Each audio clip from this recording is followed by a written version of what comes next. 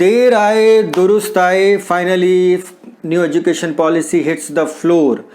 पिछले कई सालों से हमारा एजुकेशन सिस्टम क्रिटिसाइज हो रहा था इस बात के लिए कि ये स्टूडेंट्स को एम्प्लॉयबल नहीं बनाता है, फ्यूचर के लिए तैयार नहीं करता है। इस तरह से मार्क्स दिए जाते हैं जैसे कि कोई बुखार नापा जा रहा हो, और स्टूडेंट्स मार्किंग स्कीम से ही तय होते हैं कि वो कितने कैपेबल हैं और कितने नहीं हैं।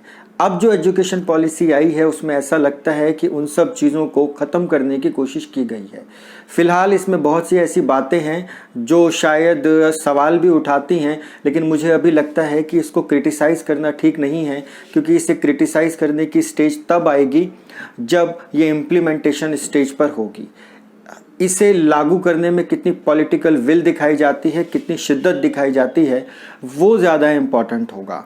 इसमें जो पहले कमियां हैं कि स्कूल्स में टीचर्स की कमी होना, स्टाफ की कमी होना, टेक्नोलॉजी से स्कूल्स को जोड़ ना पाना, इंफ्रास्ट्रक्चर की कमी होना, टीचिंग मेथोडोलॉजी की कमी होना, ट्रेन टीचर्स की कमी होना, ये सारी चीज़ें किस तरीके से ख़त्म होती हैं उसके बाद ही इसे अप्रिशिएट करना है या क्रिटिसाइज़ करना है, ये डिसाइड होगा। इस पॉलिसी की जो चीज़ें सबसे ज़्यादा लुभाती हैं, अट्रैक्ट करती हैं, उनमें एक इम्पॉर्टेंट पॉइंट ये है कि 10 डेज़ नो बैक डेज़ होंगे। इसका मतलब ये है कि मंथ में 10 दिन तक बच्चे अपने बैग को कैरी नहीं करेंगे, वो लोड फ्री स्कूल में जाएंगे, उन्हें बुक्स का लोड कैरी नहीं करना पड़ेगा। इसके और भी बहुत सारे मायने हैं। इसका मतलब वो 10 दिन स्टूडेंट्स को स्पोर्ट्स में बिज़ी रखा जा सकता है, कल्चरल एक्टिविटीज़ में बिज़ी रखा जा सकता है, उनको योगा, म्यूज़िक, डांस, ये सब चीज़ें सिखाई जा सकती हैं, उनकी ऑडिटरी स्किल्स को डेवलप किया जा सकता है। इसका टीचर्स को भी बेनिफिट मिलने वाला है। डेफिनेटली जो योगा टीचर्स हैं, जो डांस म्यूज़िक टीचर्स हैं, उनको भी इम्पोर्टेंस स्कूल में मिलेगी, वो भी ज़्यादा बिज़ी हो पाएंगे। दूसरी सबसे अच्छी बात लगती है वोकेशनल कोर्सेज़ की एंट्री। 6th क्लास से ही वोकेशनल सब्जेक्ट्स आपके करिकुलम का पार्ट बन जाएंगे। स्टूडेंट्स इंटर्नशिप कर सकेंगे। वोकेशनल कोर्सेज़ को अर्ली स्टेज में करना, किसी प्रोफेशनल के अंडर में इंटर्नशिप करना, इसका मतलब ये है कि जो चीज़ें आप अपनी स्टूडेंटशिप को ख़त्म करने के बाद सीखते थे वो अब आप स्टूडेंट लाइफ में रहकर सीख सकेंगे। इसको इस तरीके से भी देखा जा सकता है कि एक बिजनेसमैन अपनी एजुकेशन को कंप्लीट करने के बाद बिजनेस स्किल्स सीखता था, लेकिन अब वो अर्ली स्टेज में ये सब चीज़ें सीख पाएगा। एजुकेशन कंप्लीट होने तक वो एक प्रोफेशनल बन पाएगा, अच्छा बिजनेसमैन बन पाएगा, बिजनेस की बारीकियों को सीख पाएगा। एक नया बिजनेसमैन जो गलतियां करता है शायद वो उनको नहीं करेगा, क्योंकि किसी के अंडर में, किसी के सुपरविज़न में वो ट्रेनिंग ले चुका होगा। 5th ग्रेड तक medium of instruction regional language या फिर मदर टंग को ही रखने की बात की गई है। इसके पीछे वर्ल्ड वाइड हुई स्टडीज़ को बेस बनाया गया है, जिनमें बताया गया है कि एक बच्चा अपनी मदर टंग में या लोकल लैंग्वेज में ज़्यादा अच्छे से लर्न कर पाता है, चीज़ों को समझ पाता है और सीख पाता है, उसका कॉन्फिडेंस डेवलप होता है। लेकिन आज का जो माहौल है वो हालांकि इसके बिल्कुल उलट है। पेरेंट्स अपने बच्चों को उन स्कूल्स में भेजना प्रेफर करते हैं जो कि जहाँ पर इंग्लिश स्पोकन एनवायरनमेंट होता है, वेस्टर्न एनवायरनमेंट होता है। जब वो स्कूल्स में आते हैं तो उनको स्कूल का इंफ्रास्ट्रक्चर और जो टीचर्स की स्पीकिंग स्किल्स है वो ज़्यादा उनको अट्रैक्ट करती है। अगर टीचर्स इंग्लिश स्पोकन है तो उनको लगता है कि ये स्कूल अच्छा है, बैकग्राउंड में चाहे जो भी होता हो। इसके अलावा भी बहुत से पेरेंट्स आप देखते होंगे अपने आसपास में, आज के समय में शुरू से ही जब बच्चे का जन्म होता है तो उससे इंग्लिश में कम्युनिकेट करना, इंटरेक्ट करना शुरू कर देते हैं। उनका मानना ये है कि बच्चे को शुरू से ही इंग्लिश स्पोकन बनाया जाए। तो अब ये किस तरह से इम्प्लीमेंट होता है और इसके क्या रिजल्ट्स निकल कर आते हैं वो भी देखने वाली बात होगी। इसमें भी 2 तरह के लॉजिक दिए जा रहे हैं। कुछ लोग ये कह रहे हैं कि ऐसा करने से, अब क्योंकि इंग्लिश तो ख़त्म हुई नहीं है, इंग्लिश की रिक्वायरमेंट ख़त्म नहीं हुई है, वर्ल्ड वाइड स्पोकन लैंग्वेज आज भी इंग्लिश ही है, तो एक स्टूडेंट को उस सिनेरियो के लिए तैयार करना कि वो IAS लेवल पे जाए या फिर एक इंजीनियर बनने के बाद में जो है दुनिया के दूसरे देशों में अगर वो जॉब करना चाहता है, कहीं और अपना बिजनेस करना चाहता है, तो वहाँ पर उसको प्रॉब्लम होगी। और दूसरा लॉजिक ये भी है, बहुत से लोग ये भी कह रहे हैं कि ऐसा कुछ नहीं है, आप अगर लैंग्वेज को किसी को सीखना चाहते हैं तो दूसरी लैंग्वेज को भी आप बाद में भी बड़े आराम से सीख सकते हैं। और ऐसा है भी, आप में से भी बहुत सारे ऐसे लोग होंगे जिन्होंने इंग्लिश इनिशियल स्टेज पे नहीं पढ़ी है, ना सीखी है, बल्कि अब बाद में जा कर के आप में क्योंकि सीखने की शिद्दत थी इसीलिए आप उससे अच्छी तरह से सीख गए और आज आपको कोई भी प्रॉब्लम नहीं आती है। कुछ लोग ऐसे भी हैं जिनको बहुत ज़्यादा प्रॉब्लम है इंग्लिश की वजह से, वो उनका कॉन्फिडेंस लेवल डाउन हो जाता है और वो उनको ऐसा लगता है कि वो बिल्कुल पीछे रह गए हैं।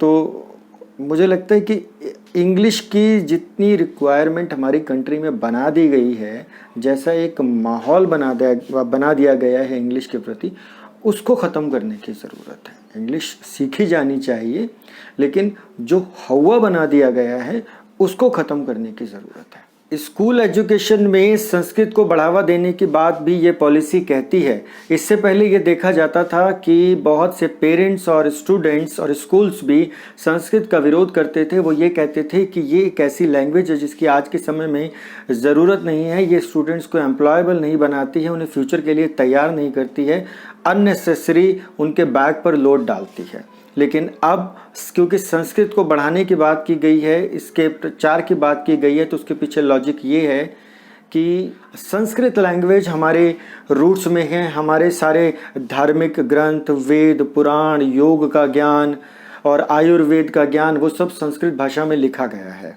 तो एक तरह से लोगों को उससे जोड़ने की कवायद भी इसे कहा जा सकता है। और सबसे इम्पॉर्टेंट बात कि एक ऐसी भाषा जो कि हमारी जड़ों में है, हमारी संस्कृति की जड़ों में है, जिसमें हमारा इतना रिच लिटरेचर है, उसको ऐसे ही छोड़ देना ठीक नहीं है। ये अपने आप से कटने जैसी बात है। ग्रेजुएशन करते समय अगर आप फर्स्ट ईयर या सेकेंड ईयर में एग्ज़िट करना चाहते हैं, आप पढ़ाई छोड़ना चाहते हैं, तो अब एक ऑप्शन आपके लिए खुल जाएगा। फर्स्ट ईयर पास करने के बाद आपको सर्टिफिकेट मिलेगा और 2 इयर्स की स्टडी आप करते हैं तो यूल गेट ए डिप्लोमा और उसके बाद फिर आपको डिग्री मिलेगी। इससे पहले ऐसा नहीं था। अगर आप 3 साल तक पढ़ने के बाद भी फाइनल ईयर का एग्ज़ाम नहीं दे पाते हैं तो आपको कोई भी सर्टिफिकेट, डिप्लोमा, डिग्री नहीं मिलती थी। हालांकि एक मार्कशीट ज़रूर आपके पास में आ जाती थी, बट वो उतनी वैल्यूएबल नहीं होती थी, उसको आप कहीं पर शो नहीं कर सकते थे, आप ग्रेजुएट नहीं माने जाते थे। तो ये एक अच्छी पहल है, क्योंकि बहुत सी ऐसी सिचुएशंस आ जाती हैं एक स्टूडेंट के सामने कि जब उसे पढ़ाई छोड़नी पड़ती है। सपोज़ कीजिए आप अपने बिज़नेस में इस्टेब्लिश हो चुके हैं, आप अच्छा खासा बिज़नेस भी कर रहे हैं और साथ साथ आप पढ़ाई को कंटिन्यू नहीं करना चाहते, अब आपको उसकी ज़रूरत भी नहीं है, आप सेकेंड ईयर में छोड़ दीजिए। या फिर आपको कोई अच्छी जॉब अपॉर्चुनिटी मिल गई है, अब आप अपनी स्टडीज़ को आपको लगता है कंटिन्यू करने की ज़रूरत नहीं है, आप उसे छोड़ सकते हैं। तो there are so many factors. तो अगर कोई सिचुएशन आती है तो अच्छी बात है कि पॉलिसी में इस बात को सोचा गया है और ऐसा होना भी चाहिए था। साथ ही एजुकेशन को कोर नॉलेज पर बेस्ड करने की बात कही जा रही है। इसका मतलब ये है कि अब हो सकता है आपके करिकुलम में से, सिलेबस में से कई अननेसेसरी टॉपिक्स को, अननेसेसरी चीज़ों को हटा दिया जाए, सिर्फ उन चीज़ों पर फोकस किया जाए जो आपको एम्प्लॉयबल बनाने के लिए ज़रूरी है, आपको प्रोफेशनल बनाने के लिए ज़रूरी हैं, या फिर आपके कोर्स से डायरेक्टली लिंक्ड हैं। 21st सेंचुरी में अगर हम ये कहें कि एजुकेशन सेक्टर में टेक्नोलॉजी की ज़रूरत नहीं है, तो ये इस एजुकेशन के साथ बहुत बड़ी नाइंसाफ़ी होगी। इस बात का ख्याल इस पॉलिसी में भी रखा गया है और कहा गया है कि एक अलग से इंस्टीट्यूशन बनाया जाएगा जिसका नाम NETF होगा और वो एजुकेशन सेक्टर में टेक्नोलॉजी को प्रमोट करेगा। अगर ऐसा हो जाता है तो इसका मतलब साफ़ है कि टीचर्स को ऑनलाइन टीचिंग के लिए और ज़्यादा ट्रेंड किया जाएगा, टीचिंग टूल्स को बढ़ाया जाएगा और ये स्टूडेंट्स और टीचर्स दोनों के लिए बेनिफिशियल होने वाला है और शायद एक एजुकेशन का नया स्वरूप भी देखने को मिल सकता है। और वैसे भी हम देख रहे हैं कि वर्चुअल रियलिटी और जैसी और भी कई सारी चीज़ें, ऑगमेंटेड रियलिटी जैसी बहुत सारी चीज़ें फ्यूचर में आने वाली हैं, तो वो इस सेक्टर को एक बूस्ट देंगी, इसको एक नया स्वरूप देने वाली हैं।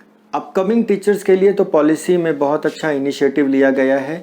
आपको बीएड डिग्री करनी है तो अब वो 4 साल की हो जाएगी। इससे पहले ऐसा नहीं था। इससे पहले आप ग्रेजुएशन करते थे, फिर 2 साल की बीएड डिग्री किया करते थे।